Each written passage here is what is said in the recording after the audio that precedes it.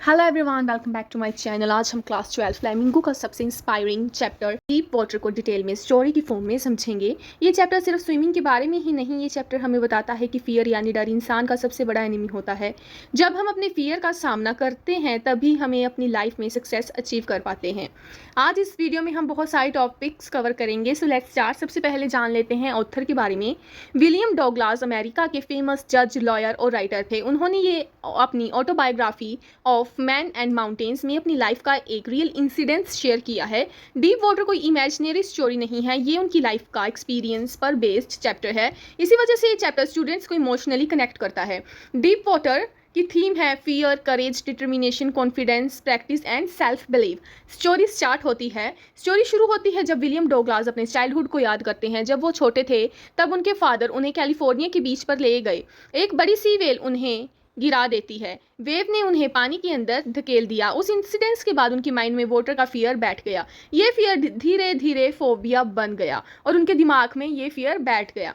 Douglas को लगा अगर उन्हें अपना फियर खत्म करना है तो स्विमिंग सीखना ही पड़ेगा। इसलिए उन्होंने YMCA स्विमिंग पूल को ज्वाइन किया। पूल सेफ था, शैलो एंड सिर्फ 2-3 फीट था, डीप एंड लगभग 9 फीट था। डॉगलास को कॉन्फिडेंस था कि वो इजीली स्विमिंग सीख लेगा, लेकिन डेस्टिनी ने कुछ और सोचा था।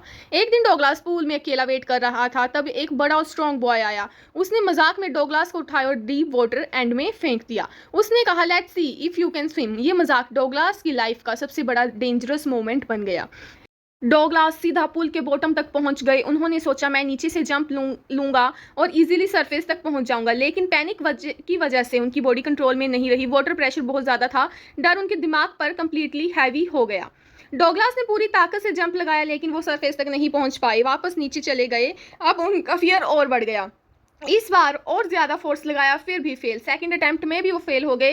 पहले अटेम्प्ट में क्या किया था, डॉगलास ने पूरी ताकत से जंप लगाया, लेकिन वो सरफेस तक नहीं पहुंच पाए, वापस नीचे चले गए और उनका फियर और बढ़ गया। सेकंड अटेम्प्ट में क्या हुआ, इस बार और ज्यादा फोर्स लगाया, फिर भी फेल। उन्हें लगा कि शायद वो कभी बाहर नहीं आ पाएंगे। फिर उन्होंने थर्ड अटेम्प्ट लिया।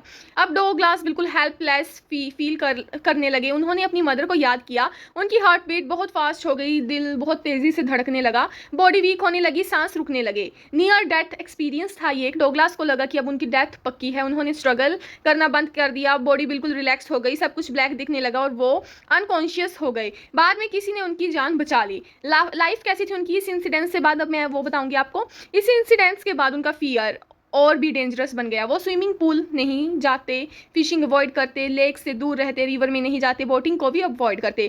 फियर ने उनकी फ्रीडम छीन ली। एक दिन डॉगलास ने डिसाइड किया मैं अपनी पूरी लाइफ डर के साथ नहीं जीऊंगा। उन्होंने एक प्रोफेशनल स्विमिंग इंस्ट्रक्टर को हायर किया। ये उनकी लाइफ का टर्निंग पॉइंट था। फिर उनकी ट्रेनिंग प्रोसेस शुरू हुआ। इंस्ट्रक्टर ने साइंटिफिक मेथड यूज किया। स्टेप 1 में उन्होंने क्या किया, डॉगलास की वेस्ट पर बेल्ट बांध दी गई। उस बेल्ट को रोप से कनेक्ट किया गया, इससे उन्हें सेफ्टी फील हुई। सेकंड स्टेप क्या था, किक बोर्ड के साथ लेग प्रैक्टिस कराई गई। थर्ड स्टेप में ब्रीथिंग एक्सरसाइज करवाई गई। स्टेप 4 में हैंड्स और लेग की कोऑर्डिनेशन भी सिखाई गई। देन आता है हमारा फिफ्थ स्टेप में क्या हुआ, स्लोली इंडिपेंडेंट स्विमिंग करवाई गई। ट्रेनिंग कई महीनों तक चली। डॉगलास का कॉन्फिडेंस हर दिन बढ़ता गया। फिर आता है फाइनल टेस्ट। ट्रेनिंग कंप्लीट होने के बाद भी डॉगलास पूरी तरह सेटिस्फाई नहीं था। उन्होंने खुद को टेस्ट करने का डिसाइड किया। वो लेक्स में गए, रिवर्स में स्विमिंग की, वार्म लेक जैसे प्लेसेस पर स्विम किया। हर बार जब फियर आता तो वो उसका सामना करते थे। धीरे धीरे फियर कंप्लीटली डिसअपीयर हो गया। अब डॉगलास फ्रीली स्विमिंग कर सकते थे। उन्हें रियलाइज किया फियर सिर्फ उनके माइंड में था। जब उन्होंने उस फियर को फेस किया तो वो हमेशा के लिए खत्म हो गया। डॉगलास कैसे करैक्टर थे अगर हम बात करें, डॉगलास एक ब्रेव पर्सन थे, डिटरमाइंड लर्नर थे, hard working, positive thinker, patience, self control and never give up attitude वाले इंसान थे। सो मोरल क्या पता चलता है हम इस चैप्टर से कि हमें फियर को फेस करना चाहिए। Never lose hope, hard work always पे, confidence grows up the patience. तो दोस्तों, डीप वाटर हमें सिखाता है कि लाइफ का सबसे बड़ा दुश्मन प्रॉब्लम्स नहीं बल्कि उनका फियर होता है। विलियम डॉगलास ने अपने डर से भागने की बजाय उसका सामना किया। रेगुलर प्रैक्टिस, प्रॉपर गाइडेंस और सेल्फ कॉन्फिडेंस की वजह से उन्होंने अपने सबसे बड़े फियर को हरा दिया। इस चैप्टर का सबसे इंपॉर्टेंट लेसन है, the only way to conquer fear is to face it. अगर आपको ये कंप्लीट एक्सप्लेनेशन हेल्पफुल लगी हो तो वीडियो को लाइक करिए, शेयर करिए और चैनल को सब्सक्राइब करना ना भूलिए। मिलते हैं नेक्स्ट चैप्टर के साथ। Thank you for watching.